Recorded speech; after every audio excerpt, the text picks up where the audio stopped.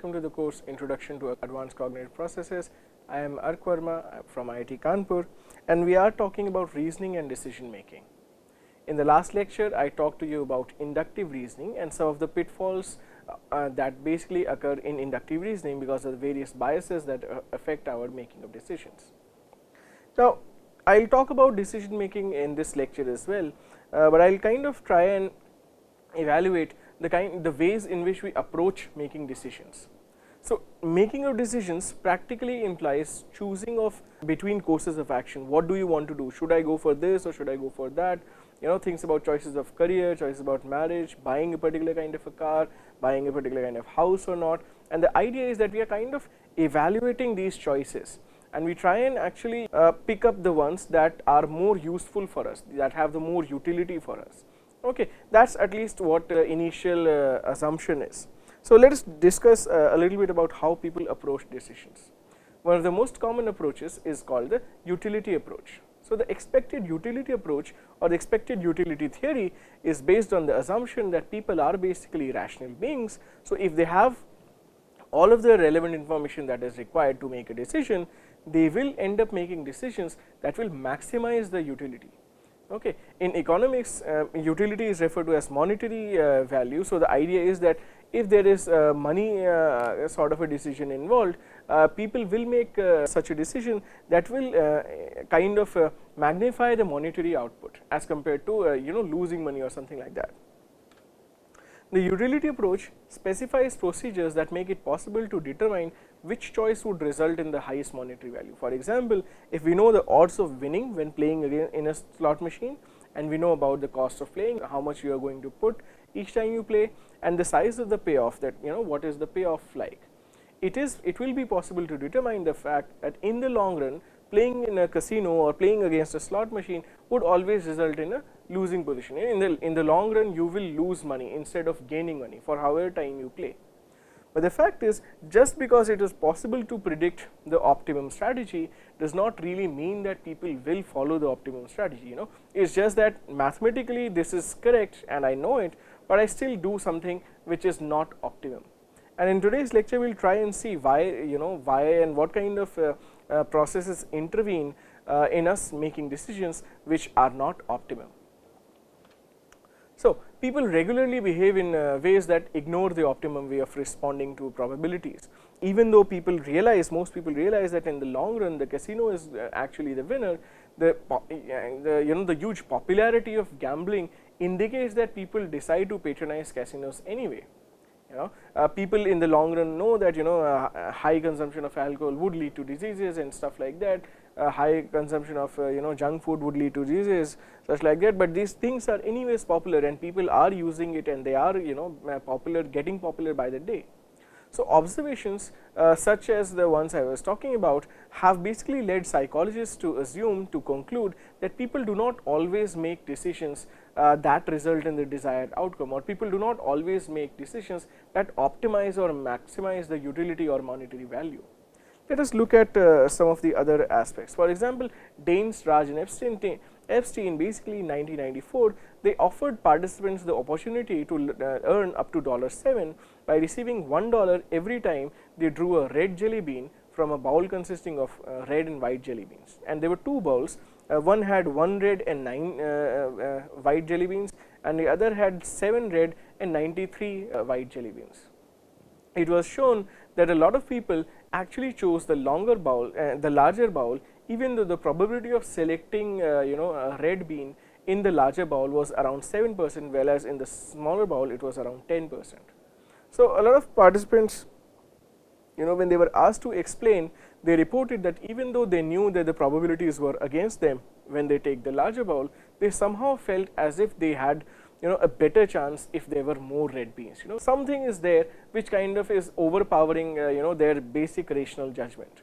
So, this is interesting. Similar to this also, you can take another example, that passengers preferring to travel by road instead by air, a sort of thing that there is a better chance of surviving without an accident if I am traveling by road as compared to by air.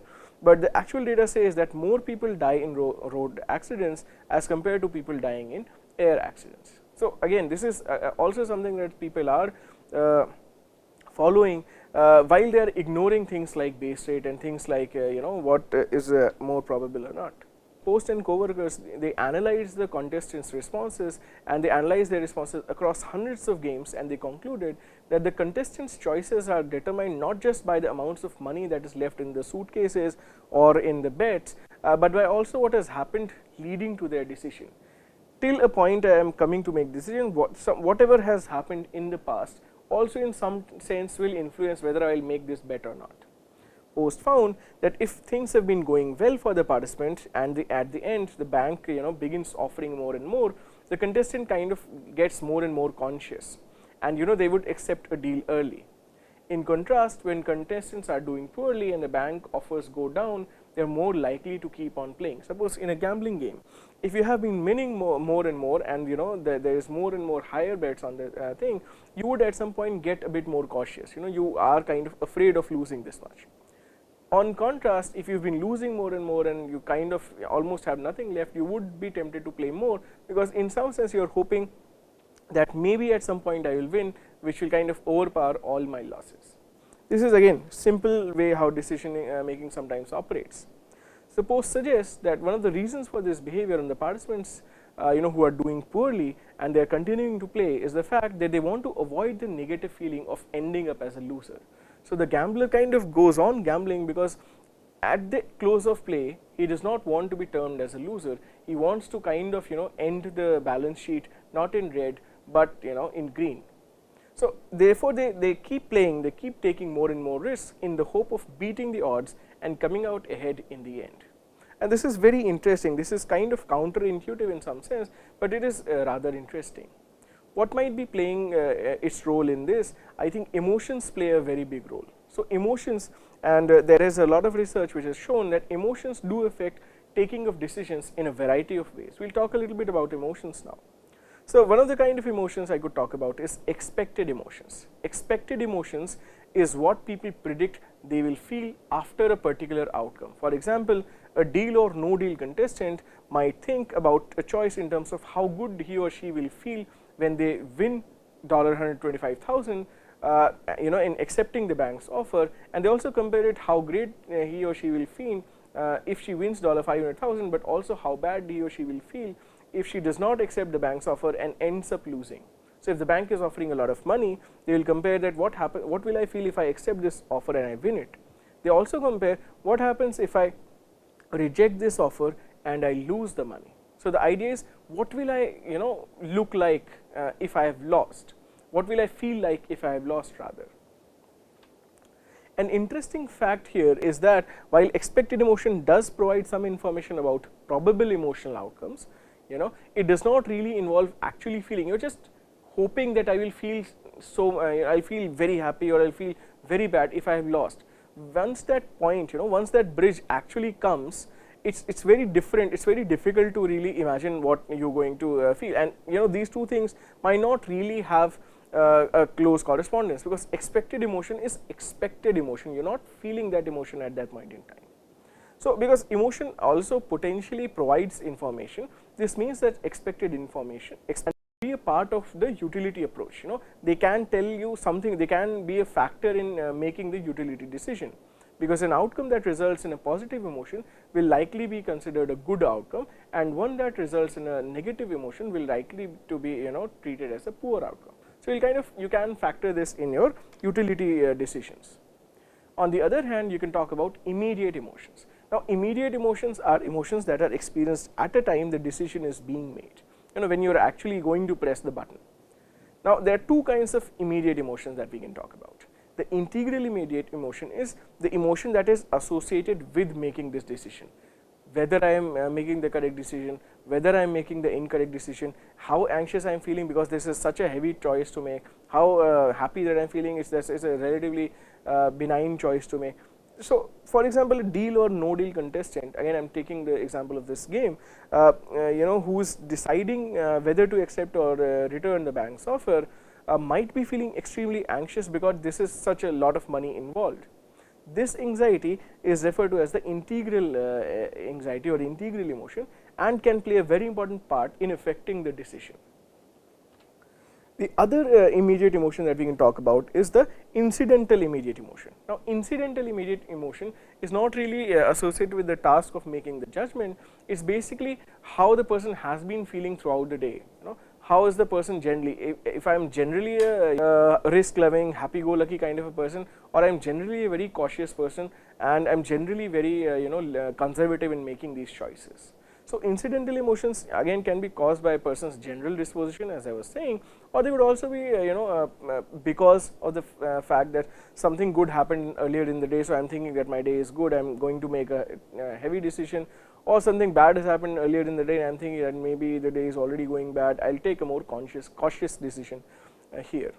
So, this is also something that will play a part.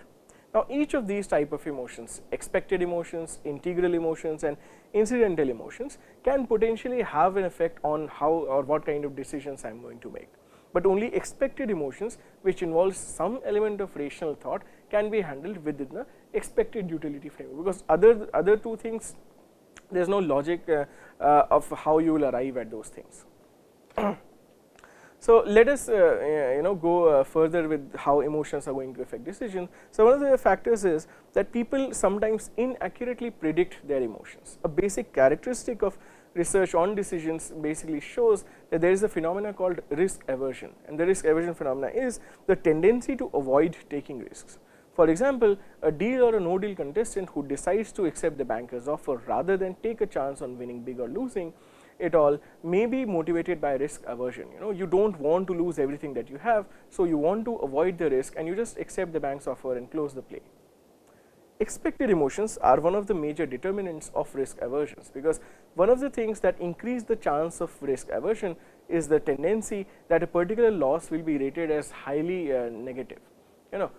You will assume that if I lose this, I will feel so bad that I shouldn't lose this, and I should take the more cautious choice. I should be the more conservative choice maker. For example, let's take a real example at hand. If people if people believe it would be very disturbing to lose $100, but only slightly pleasant to win $100, then this would cause them to decline a bet for which the odds are 50-50. Suppose there is a coin toss and $100 for heads, $100 for tails. I have to give you $100 if you win, you have to give me $100 if you lose. Now, it is 50-50, but because people think that losing $100 is much more bad as compared to winning $100, they will not take such kind of a bet. In fact, because of this effect, some people are reluctant to take a 50-50 bet in which winning pays $200 and losing pays $100, even though in accordance with the utility theory, this basically should be the same. Kermer and co-workers in 2006, they wanted to study this effect by doing an experiment, and they basically wanted to compare people's expected emotions with their actual emotions, what they expected and what they actually felt. They gave participants $5 and then they told them that based on a coin flip, they would either win another $5 or they would lose $3 out of what they have, this $5. Participants were asked to rate their happiness before the experiment started, and they predicted how their happiness would change if they win the coin toss. The results of these so I will show you the results in a while. You will see that participants basically rate that they would they negative on losing $3 as compared to they will feel much less positive if they win another $5. Here you can see that participant they rate losing $3 as much more negative as compared to winning $5. After the coin toss has happened, in which some participants won and some lost, they carried out a filler task for 10 minutes and then they were asked to rate their happiness once again. The bars on the right side here actually show that they actually did feel more positive on winning $5 and they felt much less negative as compared to what they had estimated before the coin toss. They felt much less negative about losing $3 now.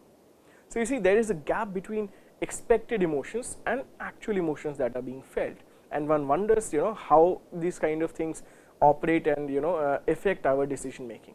Certainly, we somehow overestimate we overestimate the cost of losing something, the cost of the negative outcome. We overestimate that how bad we are going to feel.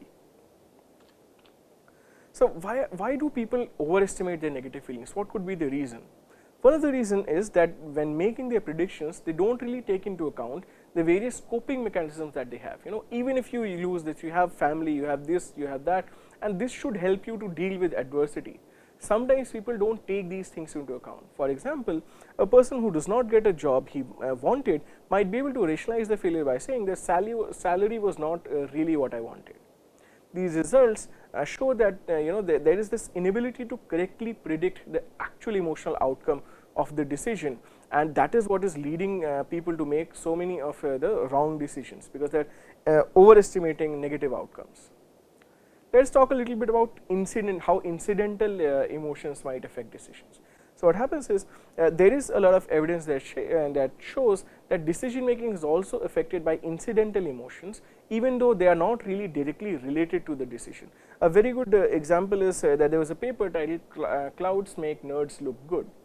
Simonson in 2007, he reported an analysis of university admission decisions in which he found that applicants' academic attributes were more heavily weighted on cloudy days than on sunny days. So, in cloudy days, basically nerds by this paper, their academic attributes were given much more weight as compared to their other attributes, personality and so on and so forth.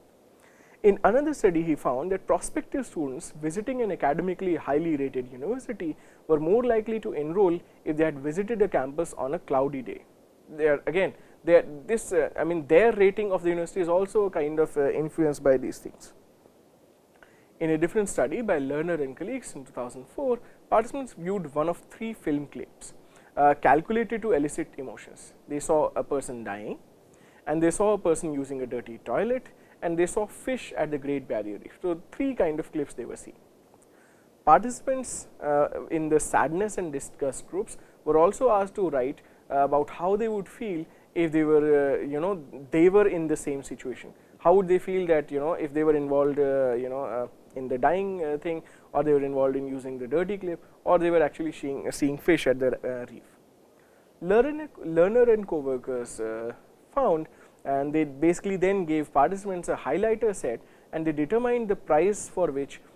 So, again, this is not related, we are talking about manipulation of incidental emotion. The task is something else. So, Lerner and co-workers then gave participants a highlighter set, and they determined the price for which the participants would be willing to sell the set. So, they were given this, and they are asked that how much you will sell this for, and the price that they would be willing to choose the set instead of accepting the money. So, they will not part with the set and refuse the money.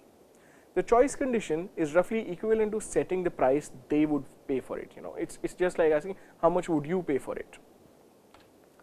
The results show that participants in the disgust and sadness conditions were willing to sell the set for much less than the neutral group. So, there were 3 groups, one was the neutral group, one were the sad group and the disgust group.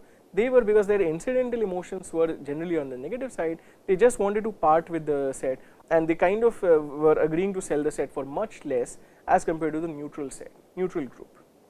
Lerner suggests that this is occurring because disgust is associated with the need to expel things, and sad emotions are associated with the need for change. So, both of these emotions, even though they are not really directly involved in the pen or highlighter selling task, they are in some sense affecting how people are making these decisions.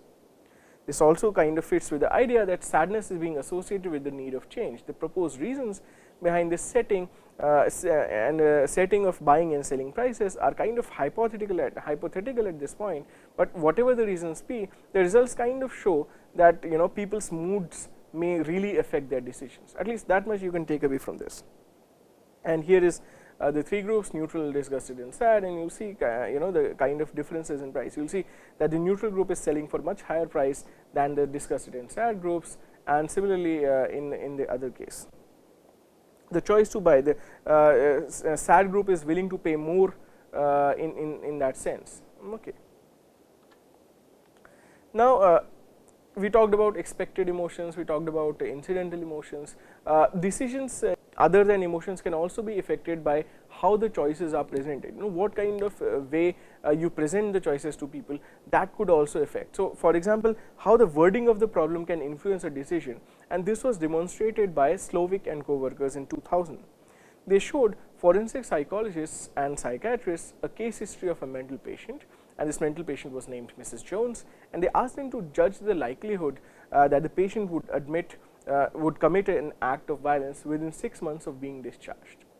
The key variable in the experiment was the nature of a statement that presented the information about various cases.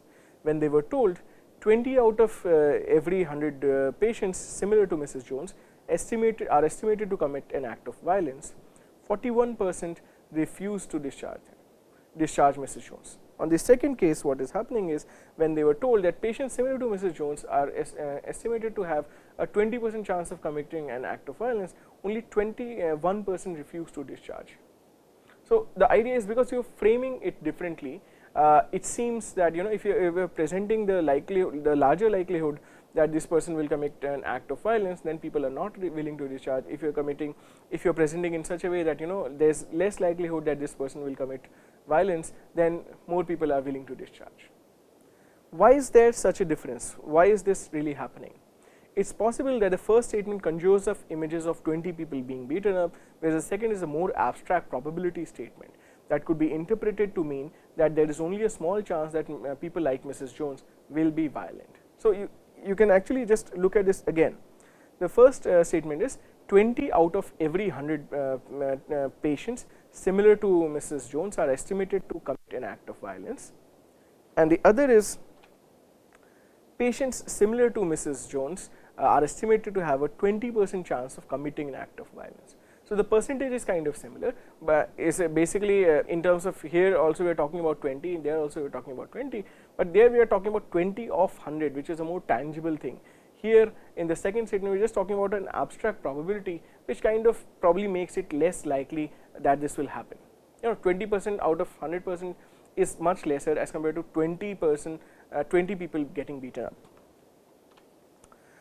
Another example. So imagine that and this is an example from Goldstein's book.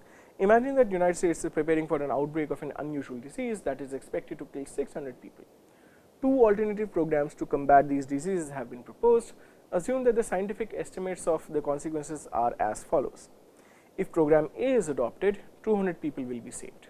If program B is adopted, there is a 1/3 possibility that 600 people will be saved and a 2/3 possibility that nobody will be saved. Which of the two programs would you favor? Now, in a different setting, consider the following additional proposals for the same disease. If program C is adopted, 400 people will die. If program D is adopted, there is a 1/3 possibility that nobody will die, and 2/3 possibility that 600 people will die. Now, you see that A and B statements and C and D programs are kind of very similar to each other. But when participants were offered the first pair of the proposal, 72% of the participants in an experiment at Tversky and Kahneman chose program A, and the rest chose program B. The choice of program A basically reflects the risk aversion strategy. In the second one, when Tversky and Kahneman presented programs C and D to a different group of participants, 22% picked program C and 78% picked program D. Now, this is basically the risk taking strategy. If you again look at this, if program D is adopted, there is a 1/3 probability that nobody will die and a 2/3 probability that 600 people will die.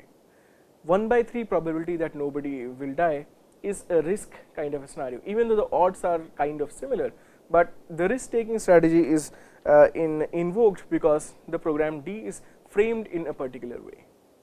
Now, Tversky and Kahneman concluded that in general, when a choice is framed in terms of gains, people use a risk aversion strategy, and when a choice is framed in terms of losses, people use a risk taking strategy. You can liken this to the gambler example that I was talking about. But if we look at more closely, we'll know that A and C both result in the death of, that's what I was saying, A and C both result in the death of 400 people and 200 people are saved, yet 72% of people are picking up A over B. Similarly, C and D are exactly the same, but you see 70% people take D, and a lot of them leave out A. So this is referred to as the framing effect. The framing effect basically says that decisions and how you are going to make a decision is influenced by the wording or by the framing of the problem.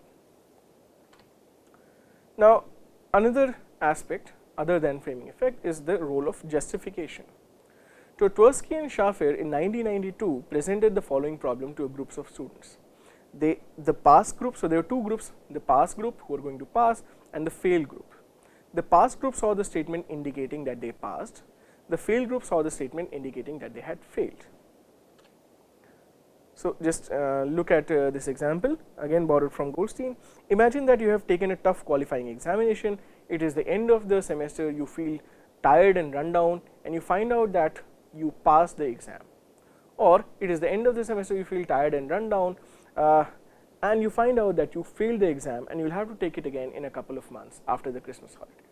Now, you now have the opportunity to buy a very attractive 5-day Christmas vacation package to Hawaii at an exceptionally low price. The special offer expires tomorrow. Now, the options are: would you buy the package, not buy the package, pay a $5 non-refundable fee in order to retain the right to buy the vacation package, or the same exceptional price the day after tomorrow. The results for these two groups showed that there is no difference between the two groups. 54% in the pass group and 57% in the fail group opted to buy the package. Now, the interesting result must have happened when a third group was given the situation, except these participants were told that the outcome of the exam will not be available for 2 more days. So, what happens here? Only 32% of the participants opted for the package and 61% decided that they would pay $5 so that they could put off the decision making. They are kind of linking the decision to whether they will pass or not. You can see this here. Now, this is basically Tversky and Schaffer suggests that once students know the outcome, they can assign a justification for buying or not buying. The failed students would say that, okay, I failed, I just need to go to the vacation, come back and I will try harder for the next semester. The pass students will anyways use it as an option for rejoicing that I have succeeded, I have passed and I should go away. The third group basically do not have that justification yet, and so they kind of want to put this off. So, I think this was all from me about the various aspects of decision making, about the various approaches that people make towards decision making, the emotions and the utility approaches and so on and so forth. We have concluded our section on reasoning and decision making. Next week we will begin with a new cognitive